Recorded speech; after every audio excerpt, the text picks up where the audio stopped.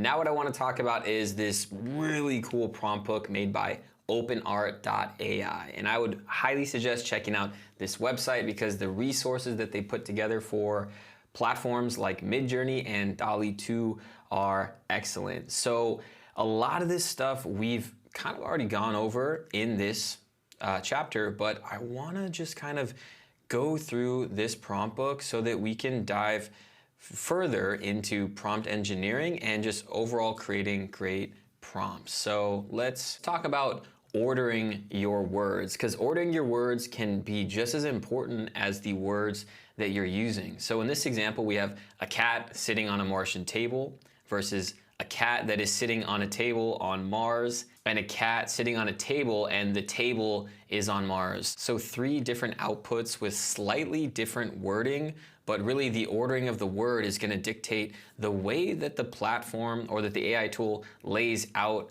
your artwork. So if you're not getting the output that you like, it possibly might mean that you need to change the words you're using, but it also might mean that it would be better to remix the ordering a little bit to keep trying, because it's not likely you're going to get an output that you're going to use as your final product right out of the gate. There are some photos that Midjourney can do really well because it has a lot of reference images, and what you're asking isn't too far off the beaten path. If I ask it for, let's say, /imagine, I want a portrait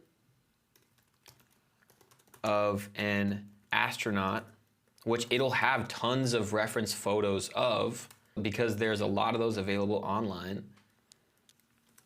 on the moon. It's gonna have an easy time putting together this type of photo. Boom, so as you can see, these are all pretty dang good. It did a good job of this, especially this top right one. It has so many reference images of the moon from past history that's been uploaded online, and it's got tons of reference images of astronauts. Now, if I were to ask it something that, let's say, a scuba diver driving a car, it's not gonna have that many reference images of something like this. It's gonna have a lot of reference images that are gonna be colored blue with scuba divers underwater. For example, if I were to Google search scuba diver,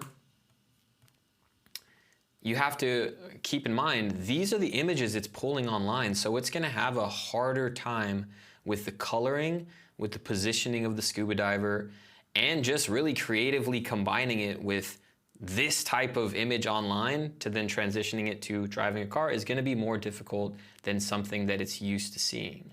Okay, cool, so these actually look pretty great. You can see it was struggling with a few parts of these images. It did mess up a few things, so it didn't do as good of a job, but it still creatively combined these 2 elements. So we would be able to kind of rework the wording in this to get a more desired image. And going back to the prompt book, you know, there's so many just different directions you can take this art creation in. We can choose any style that we want. So let's just go ahead and take Polaroid, and let's do our same scuba diver. Scuba diver driving a car, the style of a Polaroid. In the style of a Polaroid with, let's say, neon purple lighting.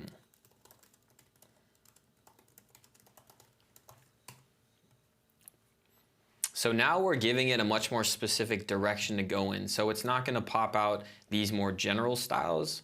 It's gonna be colored completely different, and the feeling of the image is gonna be completely different as well. So there we have it. We have 4 different options. It created a Polaroid-like border on a few of these, and it totally changed the color scheme from this option to this option.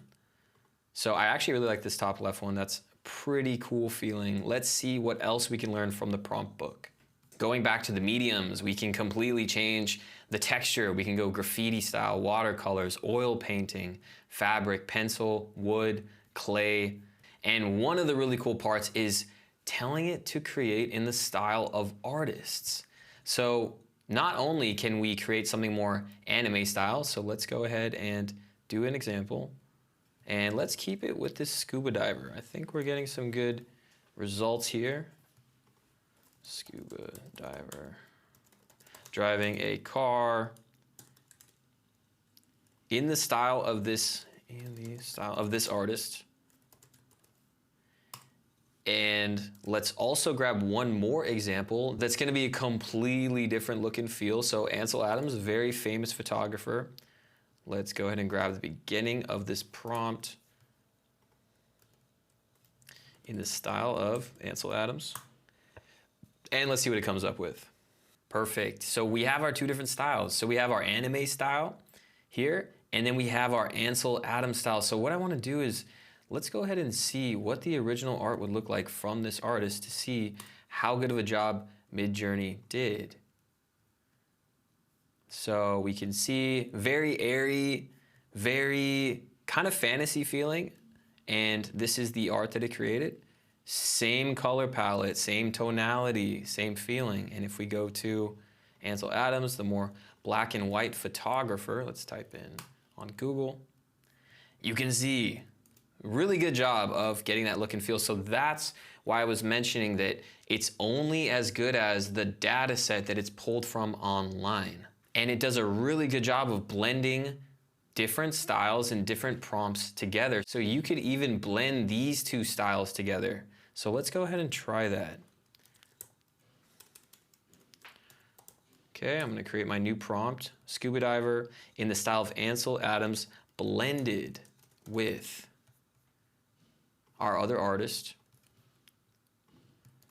And the cool part is this would take a human many hours or possibly days to create, to go through, researching the artist, looking at the nuances that makes their art unique or specific, or just brainstorming and thinking of, okay, how am I gonna combine a scuba diver in a car, and just that whole process and the amount of energy it would take to go through that process.